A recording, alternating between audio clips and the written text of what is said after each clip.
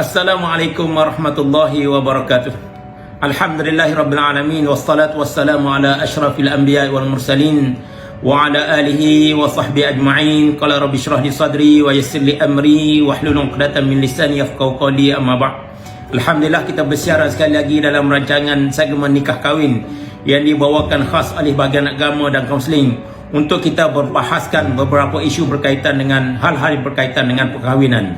Pada hari ini, mari kita sama-sama menyelusuri satu soalan yang diutarakan kepada kita berkaitan dengan perkahwinan di luar negara. Saya bacakan soalan ini kepada tuan-tuan untuk sama-sama kita lihat permasalahan-permasalahan yang berlaku di persekitaran kita pada saat dan ketika ini. Assalamualaikum Ustaz. Saya telah bernikah dengan seorang gadis sebagai isteri kedua di Naratiwat pada bulan Januari yang lalu. Ketika ini isteri saya telah hamil 7 bulan. Untuk makluman Ustaz, saya bernikah di Naratiwat kerana nak menjaga perasaan isteri pertama serta abang ipar saya, kerana saya berkahwin dengan anak kakaknya. Jika hal ini diketahui oleh mereka, pastinya akan mengakibatkan ketidakharmonian kepada keluarga saya. Selain daripada itu, saya juga ingin mengelak pernikahan saya diketahui oleh majikan. Dalam hal ini, apakah yang patut saya lakukan Ustaz? Alhamdulillah, pertama-tama sekali yang perlu kita bahaskan adalah apakah yang dimaksudkan dengan pernikahan luar negara. Pernikahan luar negara memaksud sebarang urusan pernikahan yang dijalankan di luar negara dengan menggunakan khidmat nasihat jurunikah negara tersebut, khususnya perkahwinan yang tidak mengikut peraturan-peraturan yang telah ditetapkan oleh Jabatan Agama dan undang-undang yang berkuat kuasa di dalam negara kita. Adakah semua perkahwinan di luar negara itu perlu didaftarkan? Ya, semua perkahwinan di luar negara itu perlu didaftarkan. Di mana-mana pejabat agama yang berkaitan dengan alamat tempat tinggal pemohon. Mengapa perkahwinan di luar negara itu perlu didaftarkan?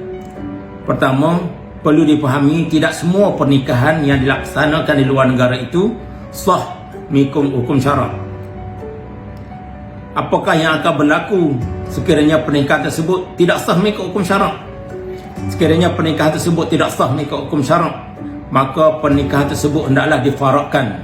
Pasangan tersebut perlu melakukan akad nikah yang mahru sekiranya mahu bersama sebagai suami isteri yang sah. Apakah sebab ataupun punca pernikahan tersebut tidak sah? Kebiasaan sebuah pernikahan tersebut tidak sah kerana tidak menggunakan wali hakim yang dilantik oleh pemerintah di negara tersebut. Apakah kesan jika sekiranya pasangan tidak mendaftarkan perkahwinan tersebut di Malaysia? Yang pertama, tiada rekod pernikahan di mana-mana pejabat agama Islam di Malaysia. Kedua, menyukarkan membuat sijil kelahiran anak di Jabatan Pendaftaran Negara Malaysia kerana tidak mempunyai sijil nikah di Malaysia. Ketiga, menyukarkan proses pendaftaran persekolahan anak kerana setiap pendaftaran tahun 1 perlu kepada sijil nikah ibu dan bapa. Yang keempat, menyukarkan proses sebarang tuntutan di mahkamah bersabit dengan urusan pernikahan, perceraian atau tuntutan harta kerana tidak mempunyai sijil nikah yang sah. Perlu diingat bahawa begitu juga jika sekiranya pasangan tersebut meninggal, contohnya suami meninggal, maka hak-hak isteri yang pertama dan juga hak-hak anak isteri yang kedua perlu dijaga dan perlu diberi perhatian sewajarnya.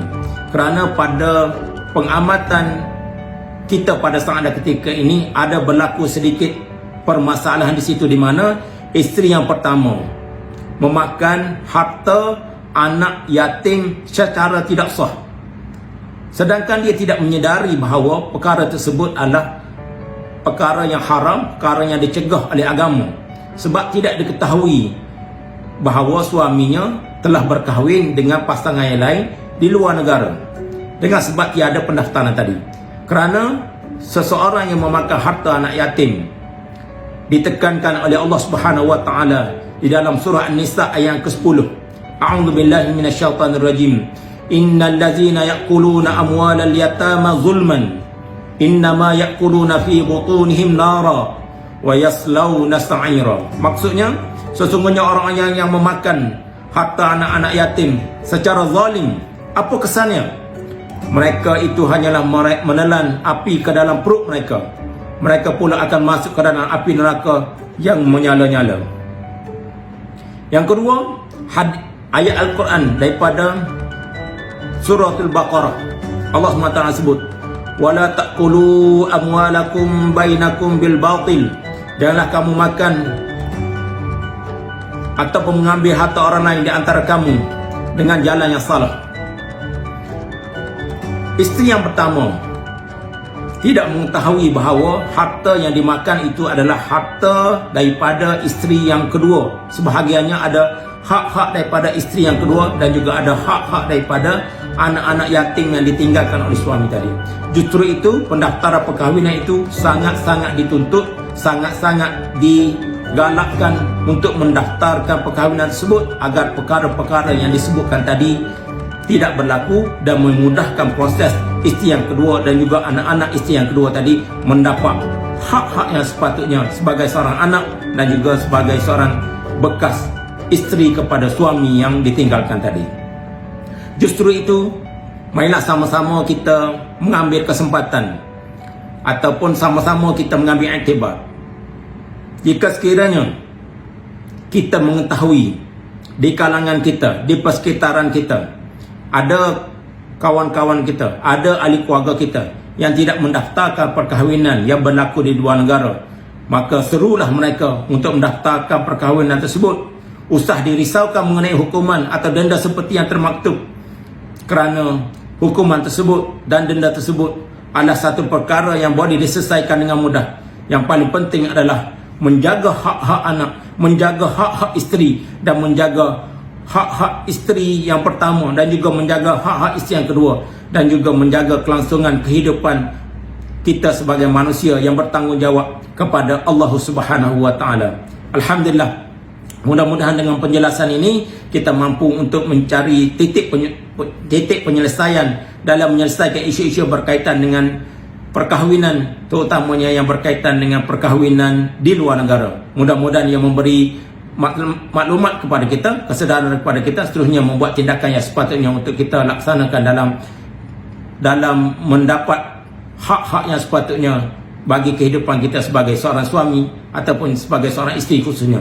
Aku qauli hadza wa astaghfirullahal azim li wa lakum. Wassalamualaikum warahmatullahi wabarakatuh.